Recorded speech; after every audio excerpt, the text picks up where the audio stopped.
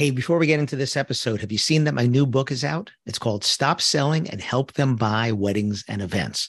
And it's a book that you helped me write because you would ask me at a conference, which of your books has what you just spoke about on stage? And if it wasn't in any of my books, I'd say it's in the next one. Well, here it is. Here's the next one. How to respond to reviews. What if you don't like doing sales? The 3 questions to ask every prospect, or they can't ask for what they don't know exists. These are just some of the chapters in there. And the beauty is you don't have to read it front to back. You can jump around to any chapter, kind of like my other book, Wit, Wisdom, and the Business of Weddings, where you can jump to any chapter because they're not necessarily connected to one another. And if you want to get free shipping on a paperback copy, go to shopalanberg.com and use the coupon code podcast. That's shopalanberg.com. Use the coupon code podcast. Get free shipping on me. Otherwise, it's on Audible. It's on Kindle. And if you go to podcast.allenberg.com, the links are all there as well. Thanks.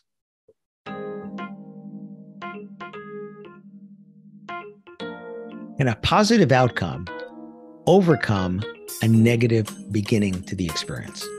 Listen to this episode. See what I'm talking about. Welcome to another episode of the Wedding Business Solutions Podcast. I'm your host, Allen Berg. I'm a speaker, author, sales trainer, website reviewer, and I help businesses like yours sell more, profit more, and have more fun doing it. Enjoy this episode. Hi, it's Allen Berg. Welcome back to another episode of the Wedding Business Solutions Podcast. This is a personal experience of mine, but it relates to a lot of things that we experience as consumers and as businesses. I had a situation that ended up positively, but still left a bad taste in my mouth. And this comes back to the customer experience. So let me tell you the experience first. I bought a piece of luggage because it had a particular feature to it. I wanted to try hard-sided luggage. I've been using soft-sided luggage. And what I didn't like about them was that they all opened kind of 50-50, the zipper in the middle, and they opened like a clamshell, half and half. Whereas the soft-sided luggage, you unzip it at the one end and you have 100% of the depth. So I kind of like that because you could stuff more things in and taller things and stuff like that. But I saw this one bag by a major international manufacturer, a higher priced bag, very good quality. So I was led to believe by the price and by the reputation of it. And it was 2/3, 1/3. So it wasn't down the middle. It gave you a little more depth on the one side. And I said, you know what? Let me give this a shot. I travel so much, I can justify paying more for better quality and for a particular feature. I had the bag 11 months. I went to the airport at the beginning of an 8-day, 3-city, 5-event trip. And I get to the airport and I get out of the car and I push the button to pull up the retractable handle, and the handle goes up and comes off in my hand, breaks off in my hand. So now I'm at the airport, beginning of this trip. I have my 2 suitcases. I have a carry-on size and I have this checked bag. And what am I going to do? I'm at the airport. I have to leave. So there's 2 metal rods literally sticking up out of this thing where the handle is supposed to be, holding them down. I go in, I check in, and I said, do you have any tape? I want to tape these metal rods down so that nobody gets hurt in your baggage handling over here. All they had was red, fragile stickers. So literally put these bright red, fragile stickers over them. And I check the bags. I go in. Go through security. I go up to the United Club. I'm a United frequent flyer. I go to the club and I call the toll-free number for customer service. And it answers and says, somebody will be with you shortly. And nobody picks up. And it just goes on and on and on, and nobody picks up. But it kept saying that if you push 1, we can text with you. And I'm like, well, after, I don't know how long it was, a half an hour or more, I was like, fine. I push 1 and I get a text back and saying somebody will be with you shortly. And nobody does. So I went on to Twitter. Oh, it's not Twitter anymore. It's X. And I'll still call it Twitter. And I went to Twitter shame them. So I went to their profile and I sent a message saying that, this is not great customer service. And they're tagged in it. This is not great customer service. I expect more from your brand, your reputation, and the quality and the price that you spend. You would expect better customer service. And I put pictures of the bag with the red stickers on it and the handle in my hand. I have a picture of the handle in my hand and nothing. Whereas usually when you do that, and I only do that when I'm not getting customer service elsewhere, trying the regular channels, Usually you get a response right away. I've had that from airlines. I've had that from other companies. And again, fortunately, not that often. But when I do, you get a response right away. And I've heard from other people the same thing. Nothing. In the meantime, I get a response on the text 12 minutes later. Now, just think about this.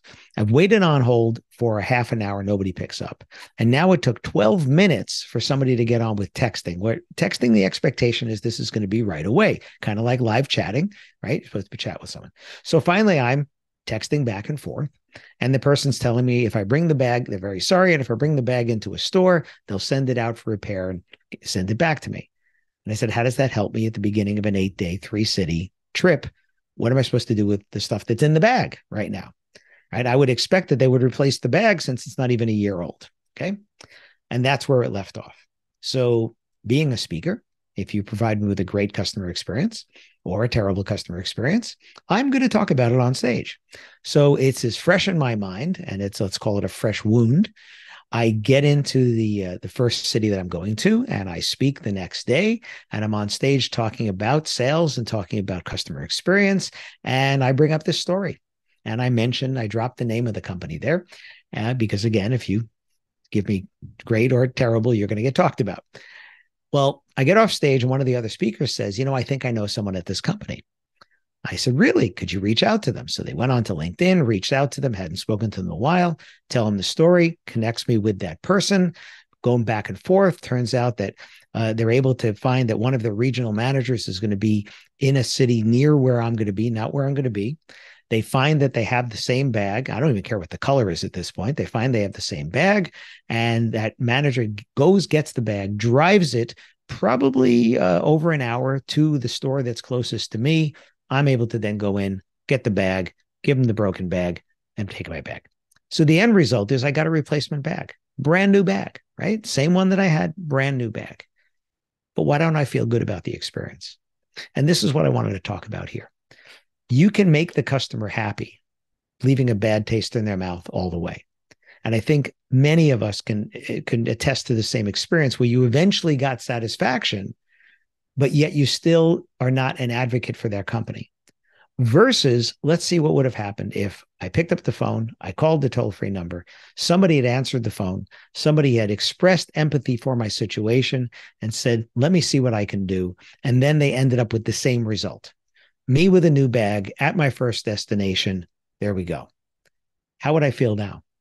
I would be singing their praises from the rafters. I would be saying how wonderful this experience was. And instead, same result. I have the bag and I'm not.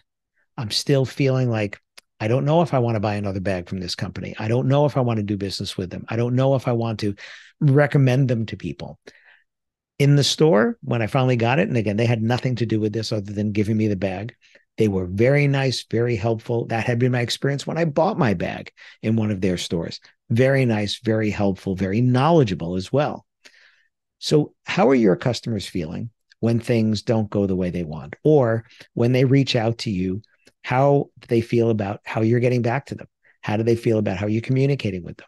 How do they feel about the sales process? How do they feel about the process between when they make the sale, right? And when they have their event?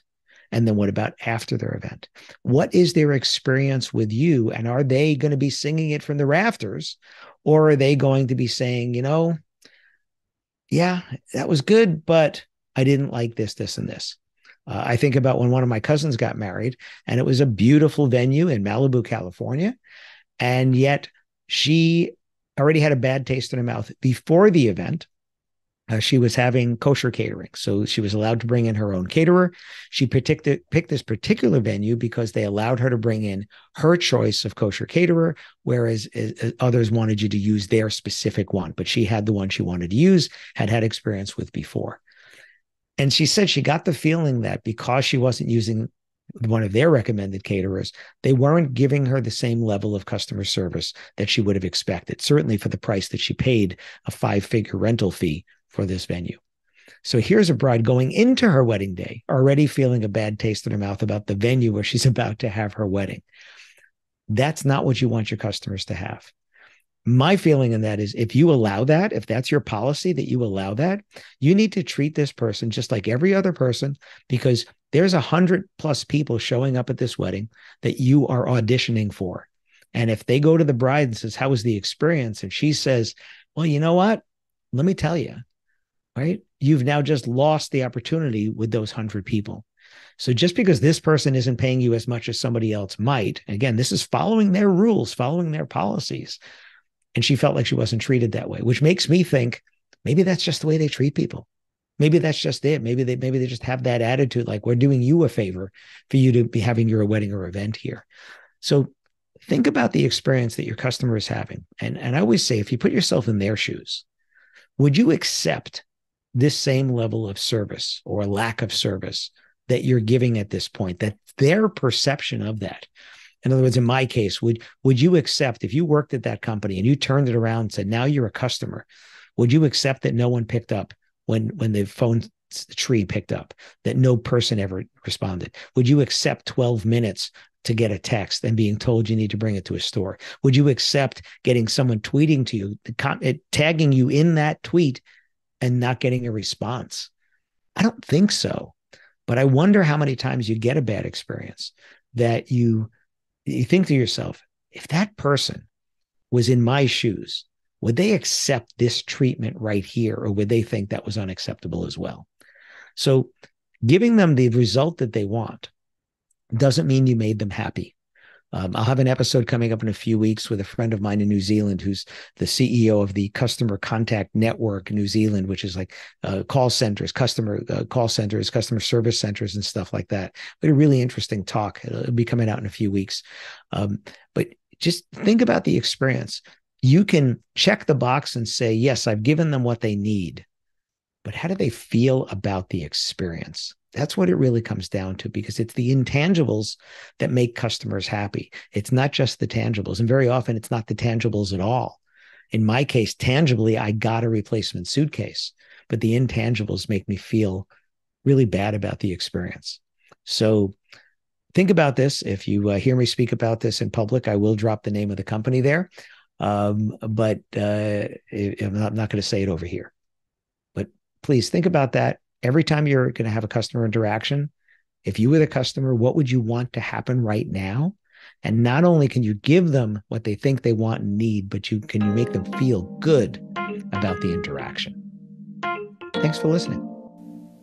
Thanks for listening to this episode of the Wedding Business Solutions podcast. If you liked it, please subscribe to this channel and post a review on your chosen platform, Apple Podcasts or whichever one.